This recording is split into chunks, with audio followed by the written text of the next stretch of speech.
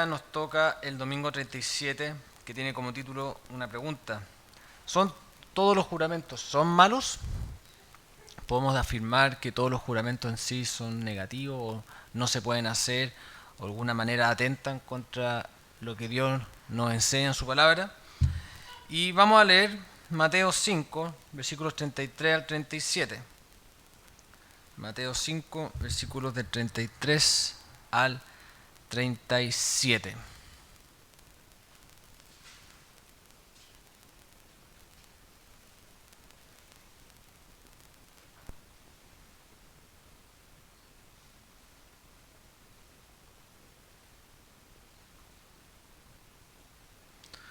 Dice así: además, ustedes han oído que fue dicho a los antiguos: no jurarás falsamente, sino que cumplirás al Señor tus juramentos.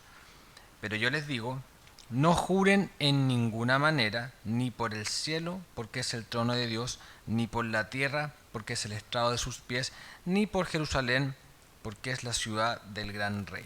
No jurarás ni por tu cabeza, porque no puedes hacer que un cabello sea ni blanco ni negro, pero sea su hablar sí, sí y no, no, porque lo que va más allá de esto procede del mal.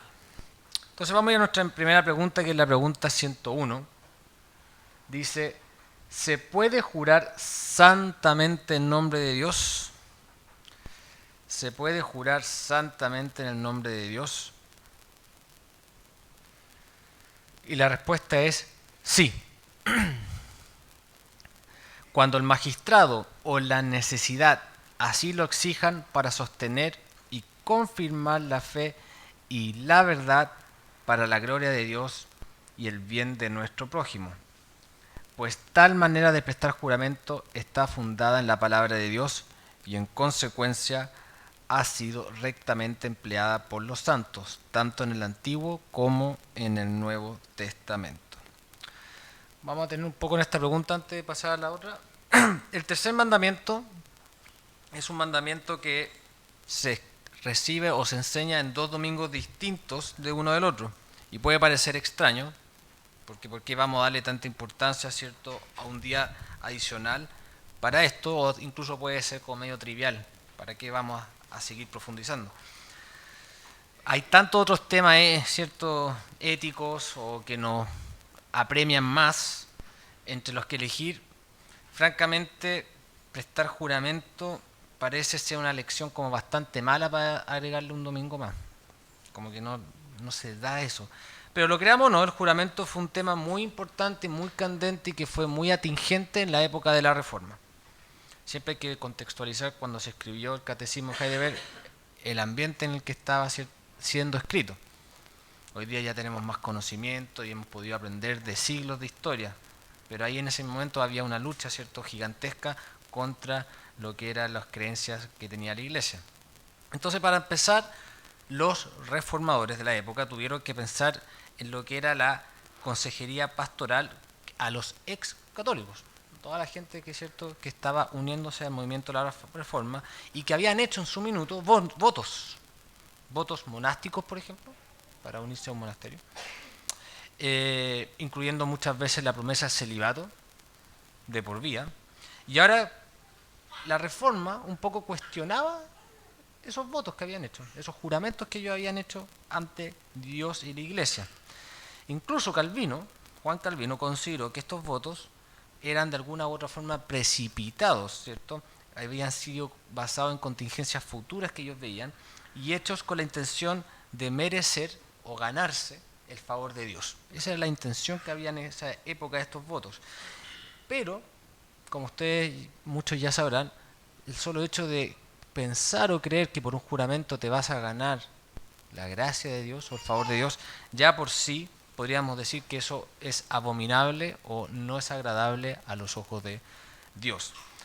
Por lo tanto, estos votos que no solo podían romperse, según lo que los reformadores están ahí cuestionando, sino que quienes lo hicieron tenían no solamente que hacerlo, tenían el deber de arrepentirse de haberlos hecho, porque atentaban contra lo que Dios quiere de nosotros.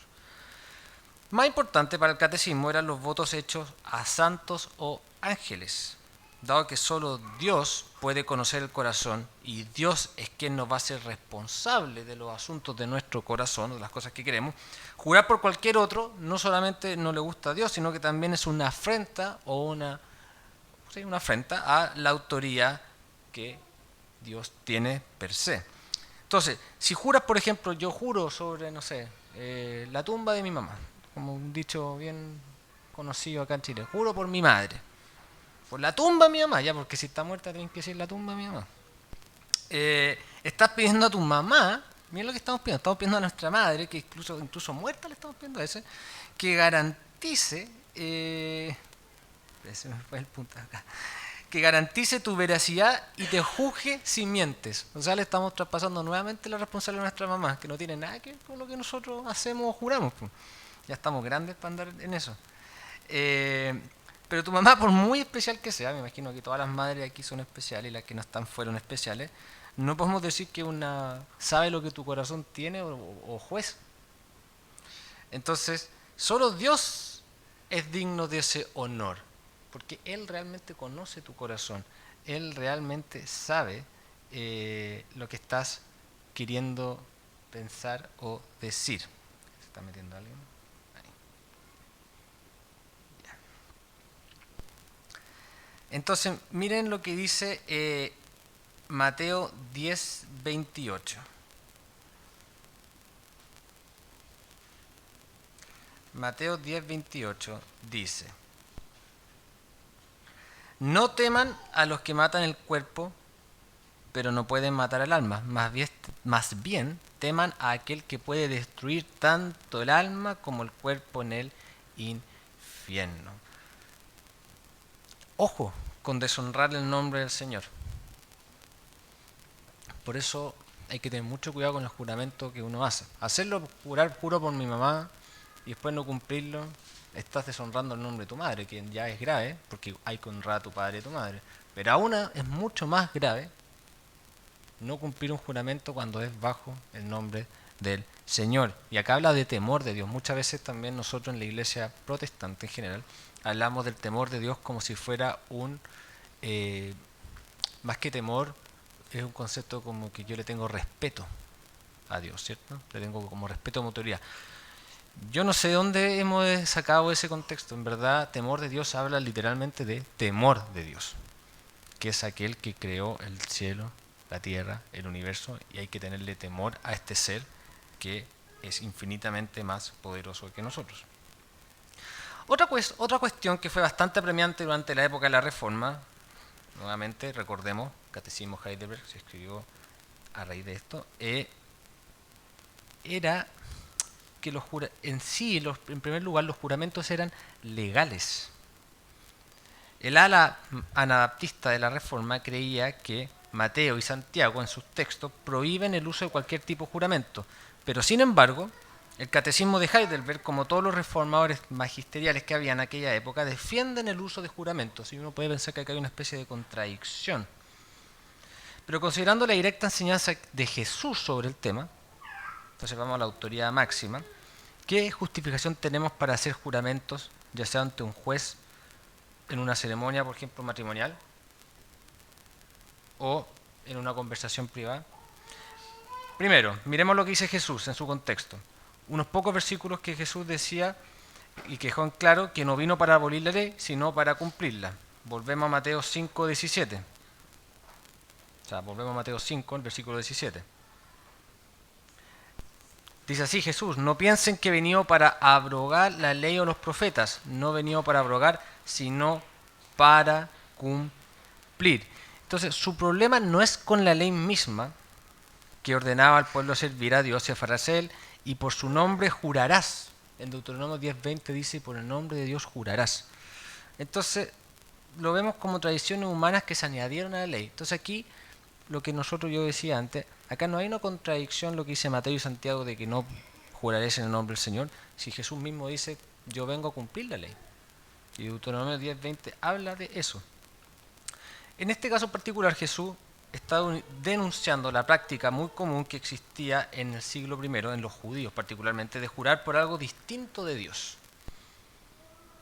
En aquel entonces el pueblo judío seguía jurando con cosas que no eran de Dios. La gente juraba por el cielo, por la tierra o por la misma ciudad de Jerusalén. Y pensaba que eso, de alguna manera, iba a absolver o eliminar la responsabilidad de cumplir el juramento, ya que técnicamente no pronunciaban el nombre de Dios. Entonces yo juro por esta ciudad, yo juro por mi casa, incluso yo juro por mi vida. Y así de alguna manera estoy sacando a Dios de ese pacto. Pero acordemos lo que leímos antes, en Mateo 35-37, que tú sí seas sí, que tú no seas no. Entonces aquí estamos haciendo una especie de hipocresía porque pensamos que con eso disminuimos el valor del juramento que yo estoy tomando. Pero Jesús explica que estas evasivas no son más que una hipocresía que se revela. El cielo, sabemos que primero que todo es el trono de Dios. Entonces jurar por el cielo ya estamos hablando que estamos usando el trono de Dios. La tierra es la creación de Dios. Dios creó la tierra. Entonces estamos jurando por algo que Él hizo.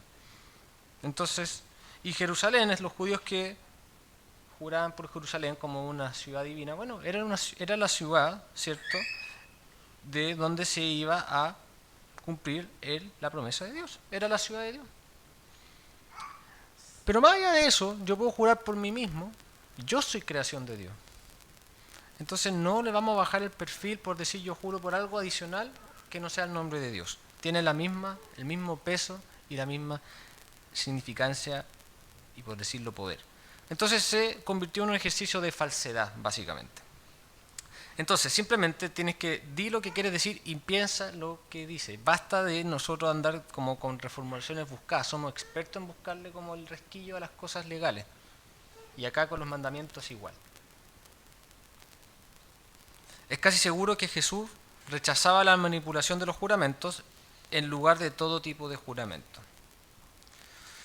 Otro lugar, ese es el segundo punto, que quiero mencionar, y todavía seguimos profundizando por qué se puede jurar santamente el nombre de Dios. Parece poco probable que en Mateo 5, que lo estuvimos leyendo, tuviera la intención de prohibir completamente todos los juramentos debido a la frecuencia con lo que ocurren los juramentos tanto en el Antiguo como en el Nuevo Testamento. Algo que continuamente lo vamos leyendo. Abraham, por ejemplo, juró al rey de Sodoma. Abimelech, el siervo de Abraham, le juró a Abraham. Después vemos que Jacob juró por el temor de Isaac, su padre. Los líderes de Israel juraron a los Gabanoitos, eso es Josué. Boaz le juró a Ruth y David juró a Betsabé, en Primera de Reyes. Incluso en el Nuevo Testamento vemos muchos juramentos. Pablo a menudo invocó a Dios como su testigo. Lo vemos en Romanos, en las dos cartas a Corintios, en Filipenses, en Tesalonicenses. Y no solo eso, Jesús frecuentemente predecía en sus declaraciones que él iba a decir con la enfática declaración de cierto te digo, y en una ocasión incluso Jesús juró por el Dios vivo, que él era el Cristo. Cuando tuvo que afirmar su estado de Cristo, lo juró por el nombre del Dios vivo. También en Hebreos, que no solo habla con la aprobación de personas que juran por algo mayor que ellos mismos, sino que resalta el juramento del propio Dios. Entonces, la pregunta que hacemos, ¿cómo pudo Jesús haber tenido la intención de desterrar todo tipo de juramento cuando vemos la conveniencia de los juramentos tan a menudo en las Escrituras? Entonces volvemos a lo que mencioné, con lo que dice Deuteronomio 10:20, Jesús haciendo alusión que Él vino a cumplir la ley y no a derogarla. En tercer lugar, ya último punto antes de entrar al desglose de las preguntas que quiero hacer, los juramentos que son utilizados con moderación y en el contexto correcto pueden glorificar a Dios. Invocar Dios como mi testigo es invocarlo como nuestro superior y juez. Le estamos dando un estatus, ¿cierto?, que Dios tiene. Al prestar juramento también confesamos que Dios no solamente está presente en el acto, sino que conoce lo que tú estás pensando y la intención que tú tienes, ¿cierto?, de cumplir con el juramento que estás realizando.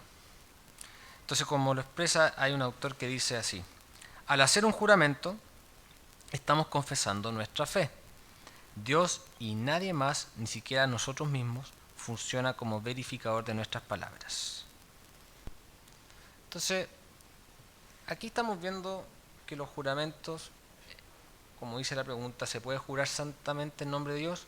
Sí, pero solamente cuando se requiera o sea tal la necesidad para confirmar la fe, la verdad. Vemos el análisis de la pregunta 101. ¿Cuándo se puede? Cuando el magistrado lo exige. En el contexto de la autoridad civil, o los magistrados, ¿cierto? Los juramentos pueden ser requeridos para confirmar la verdad en situaciones legales o administrativas. Otro punto es para sostener y confirmar la fe en verdad. Los juramentos pueden ser utilizados para afirmar solemnemente la verdad de una declaración o para confirmar la fe en situaciones en las que sea estrictamente necesario. También para la gloria de Dios. Los juramentos deben ser hechos con un sentido de reverencia, o sea, no a la chacota, no andar jurando todo el rato. Y respeto por el nombre de Dios. La palabra de Dios, el nombre de Dios, tiene mucha importancia. Y con eso tenemos que buscar la gloria y el honor de Dios en todas las acciones y palabras. Entonces, acá, cuando yo voy a hacer un juramento, ¿qué estoy buscando? Estoy buscando glorificar mi nombre, estoy buscando que la gente me crea. ¿Para qué lo hago? ¿Cuál es la necesidad de hacerlo? Y por último, para el bien de nuestro prójimo. Los juramentos pueden ser empleados en situaciones en las que afirmar la verdad sea crucial para el bienestar o la seguridad de otros, asegurando así que se hable con sinceridad y honestidad. Entonces, acá vemos 4 puntos que yo quise hacer. ¿Cuándo se puede hacer un juramento? Y si se dan cuenta, no es en cualquier situación. No es en cualquier momento de la vida, y no es con cualquier persona, y no es por cualquier acto. Hay situaciones puntuales y específicas en las cuales podemos hacer este tipo de juramentos. Y vamos a pasar a la pregunta 102, que es la contraparte. ¿Es lícito jurar por los santos u otras criaturas? Y la respuesta es no. Porque el legítimo juramento es una invocación de Dios por la cual se le pide que Él, como el que solo ve los corazones, sea testigo de la verdad y castigue si el juramento es falso. Este honor le corresponde a Él. Y analizando esto un poquito más, en la siguiente lámina vemos que acá se ve una especie de superstición, que ya sabemos que de por sí es algo que no agrada a Dios. Jurar por santos u otras criaturas es considerado una forma de superstición, porque le estamos atribuyendo poderes sobrenaturales a entidades que nosotros como humanidad hemos creado. La superstición es vista como una práctica no bíblica y de pasadita, para así agregarle más fuerza, deshonra para Dios. Porque estamos poniendo al mismo nivel de Dios criaturas o personas que nosotros hemos puesto o creado en nuestra vida, o nosotros mismos. Juro por mi vida, como les decía antes. Jurar por mi vida es que me estoy poniendo que yo, Felipe, tengo el mismo nivel y grado de importancia que Dios. Hay una prohibición divina. La respuesta señala que esta práctica está estrictamente prohibida por Dios en las Escrituras. Por último, si no les gusta, bueno, está prohibido en la Biblia. Más allá si quieren hacerlo o no, es algo que no pueden hacerlo. Muchas veces hay cosas en la Biblia que no las comprendemos y no las entendemos, y en esos momentos yo digo, ¿sabes qué? En vez de equivocarme, prefiero obedecer. Porque sabemos que, como hemos estudiado en clases anteriores en el catecismo, hay maldición cuando desobedecemos a Dios, como también hay bendición cuando le obedecemos. Y es un deshonor a Dios. Hacer un juramento por los santos o cualquier otra criatura en lugar de Dios deshonra el nombre de Dios. En lugar de afirmar la grandeza y la singularidad que tiene nuestro Dios, esto implica una falta de confianza en Dios y en su capacidad para atestiguar la verdad. Entonces, vuelvo a lo que yo les decía antes. En el siglo I, los judíos tenían una práctica muy común de jurar por cosas que no utilizaran la palabra Dios. Por el cielo, por la tierra, por Jerusalén, por mi familia y así. Pero eso es un deshonor, ¿cierto? Y le quitamos ese estatus que solo Dios tiene para un juramento. Como conclusión, entonces, 2 puntos. Primero, es permitido jurar en nombre de Dios en situaciones legítimas y para promover la verdad y el bien, pero debe hacerse con seriedad y reverencia sin propósitos maliciosos. 2. No es permitido jurar por los santos u otras criaturas, ya que esto se considera supersticioso y deshonroso para Dios. La adoración y confianza deben dirigirse exclusivamente a Dios. En resumen, no es chacota andar jurando por la vida, ni por Dios, ni por otras cosas o criaturas creadas. Los juramentos tienen un peso importante y no podemos quebrarlos, ¿cierto? Sobre todo porque está el nombre de Dios, ni siquiera el de ustedes, el de Dios. O sea, el nuestro, para no solamente dejarlo a ustedes al otro lado. Me meto también. Eso. Vamos a tener un momento de oración para terminar.